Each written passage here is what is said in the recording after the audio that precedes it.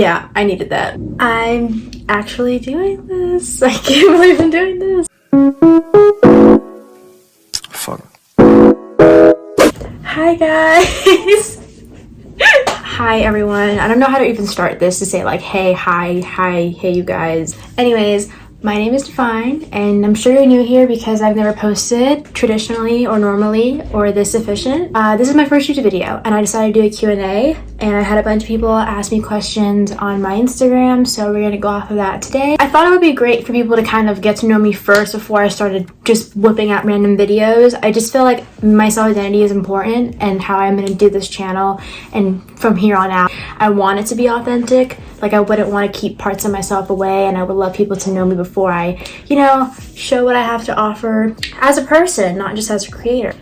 I have a couple videos that I always would film and I never posted them. I just would film them and I felt like no one was watching them or would watch them, like if I had posted it. Also because honestly, I felt that the content I had wasn't worth it. Like, my life wasn't very entertaining to me, and maybe that was very biased. I just felt that it wasn't my time, and I had a lot going on, but I've worked to a point where I have the time to, you know, sit down, really kind of think about what I want to do, and have all the time to just kind of, you know, post whatever.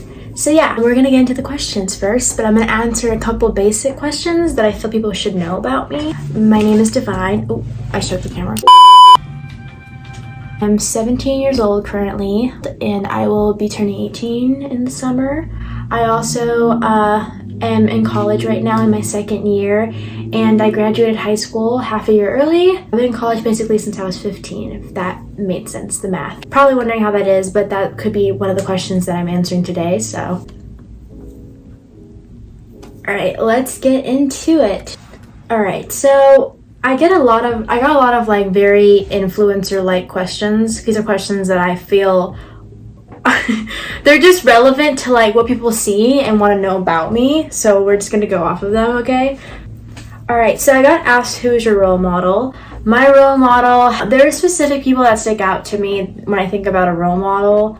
Definitely not a parent, because it's kind of hard to like think about it. When you grow up, you kind of start to see parents not as just a parent anymore. You see them as an individual. It's a little tricky to say like my mom's my role model. I do like a lot of things about her that I feel that she has passed on to me, like that I've inherited, you know, and as I was raised by her. I'd say role model would be like Nina Dobrev.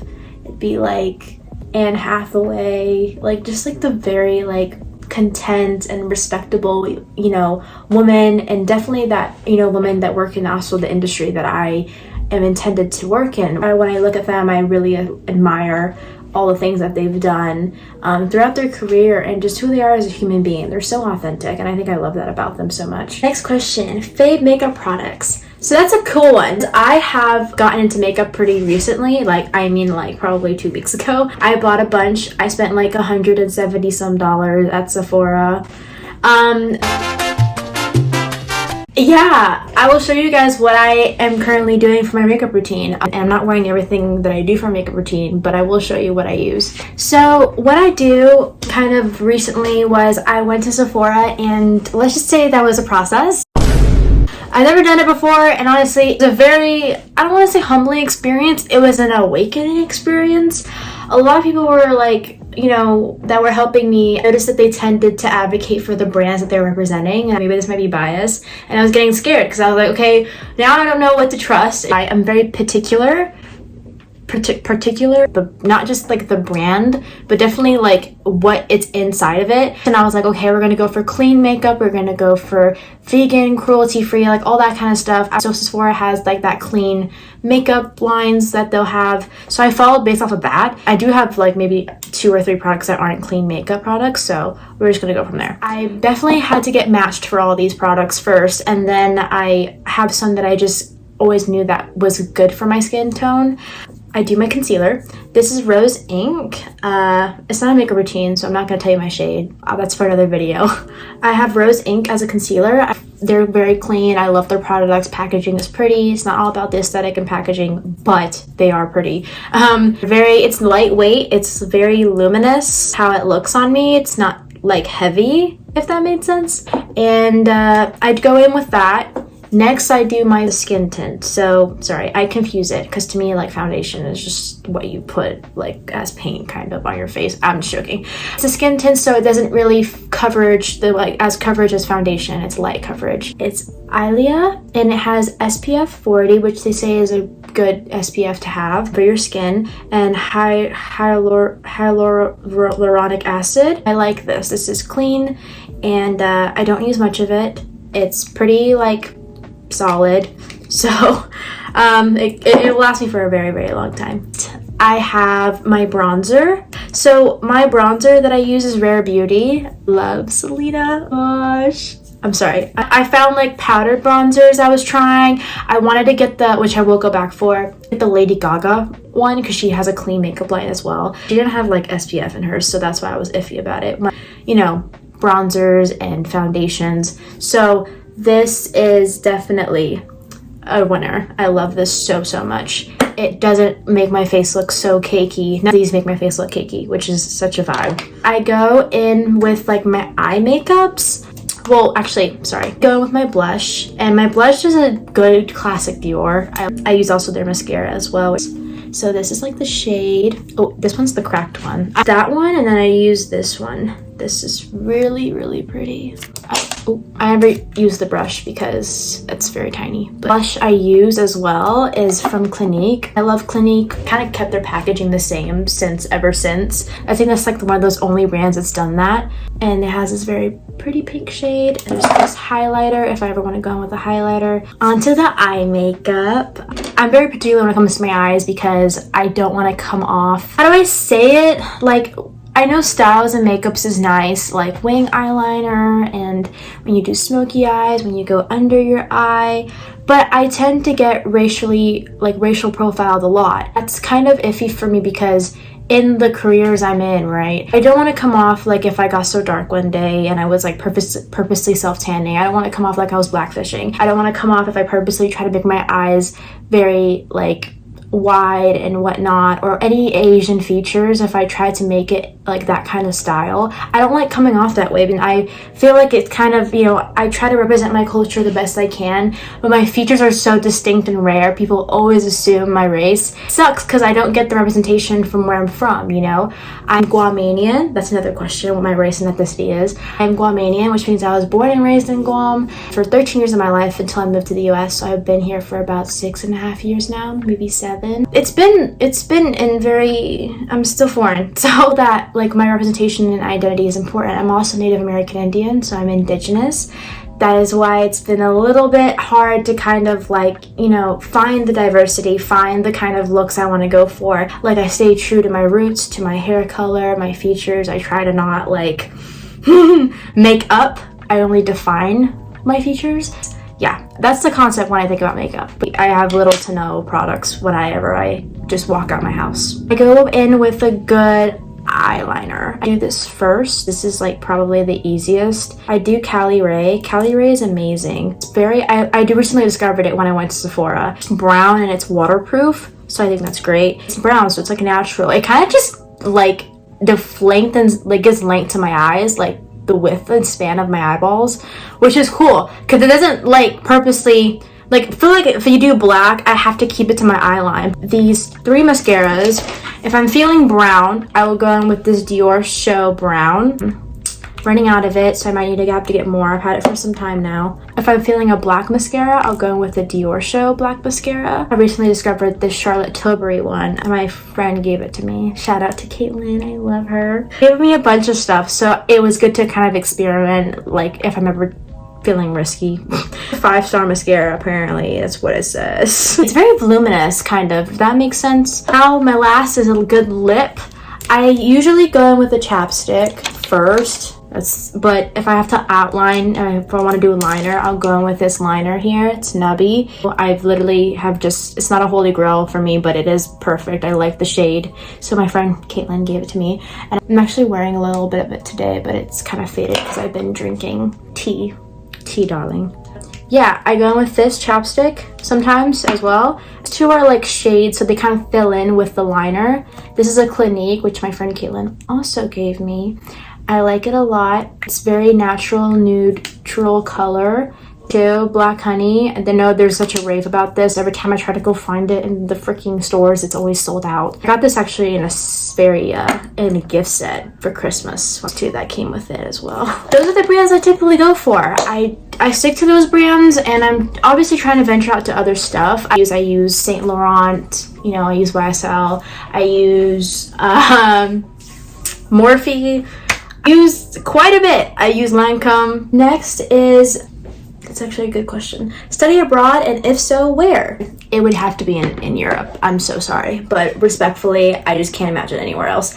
I want to go to Italy, in Crema, if I can. Favorite movie, Call Me by Your Name, was set there. It was shot there in this very beautiful place. Really would love to retire one day there. And Paris is very pretty. I would love to go. Sounds cliche of me, I know, but because it's just such a vast difference between America and the Northern Mariana Islands where I'm from. So European, if you can see my room, there's very European things going on in the background. Books and a lot of English and, you know, authors. I'm an English lit major, by the way. That's another question we're going to answer pretty soon about what my stuff is in college. What made you want to become a filmmaker? Well, filmmaking is definitely a career goal in acting. I have been a part of like short film processing and filmmaking, but also at the same time I was the lead of a short film, so it was interesting to kind of not just be a part of it but piece it together on my own. I made a separate version of a short film, which is the one I posted on my Instagram. I have a link down there if you did want to check it out. I made this short film and I shot it with the Film Academy in Italy. Got to work with, you know, and send footage over back and forth with footage shot in Italy, footage shot here in San Diego, and it was nice to kind of have my own sort of twist to like the narrative and their version, the Italiano version, cultural like perspective of how they chose to do their side of the story and how we did our story. That was kind of fun as a project that I did at studying at one of the universities I went to. Another question is, how does fashion videos, like I'm guessing that means how does that sound? Fashion videos? Well, I love fashion. It's such a big part of self-identity and expression, and I do not have an aesthetic. I'm sorry to say it. I have a lot of colors you'll see me kind of tap into, but my Instagram, if you look at my feed, there's a different, I think my digital diary account is like lighter. It's more of like, you can kind of see the inner parts of like, say my room, for example, which is a reflection of my mind. So whatever feels like solitude and feels like very homey and cozy, that's definitely what this is. Like if you look at my room, that's like my rack over there. It's got very light clothings in the front. Clothing sharp stuff. Fashion videos are great. I post a lot of stuff about me in fits, modeling, posing.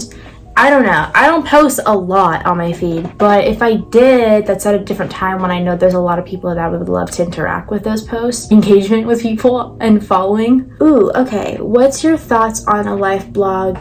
I think life blogs are amazing. I had a writing blog where I was writing a lot during quarantine, and it kind of struck like this inner part of me where I could express myself in another way and not just through when you look at a screen. This is like by what I say, how I think and feel. As someone who has ADHD, it's so hard to find, you know, I have to have these outlets, different outlets for different things. Definitely think having a life blog is great. Like YouTube isn't necessarily a life blog, but everything together is. Does that make sense? Like how I am on social media, on Instagram, how I am on my digital diary on Instagram, be on YouTube, how I am on TikTok. And so it ties together because you're just kind of how I play different parts, you know, and how like I engage with each app, how I use it.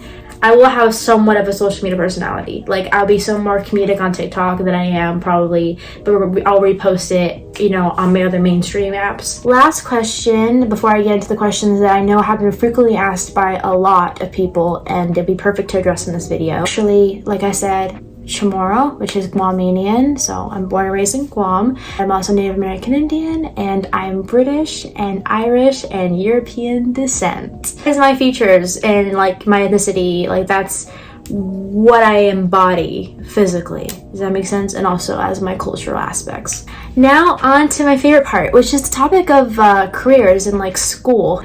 I am an aspiring actress, writer, entrepreneur, activist, and philanthropist. Sounds a lot, sounds intimidating, sounds a little over the head, but it is what it is. That's what I love to do. I work towards all of it. I balance it out. So at 17, you know, since I was probably 15, 16, I've been putting in that work for a long time. I am in my second year of university. I've studied at, since high school, since I was 15, my sophomore year, I've studied at 2 community college districts, studied at UCSD and University of San Diego. I'm currently applying to 4 universities to transfer for the fall. So that's my process. I've been filming college videos recently of me opening decisions and submitting applications before and after. So that concludes my video, my Q&A. Finally, I actually filmed this and it wasn't as long as I thought it was going to be. I think I only spent like a good 20 minutes filming this. Like in the next couple of weeks, I do want to try to film a video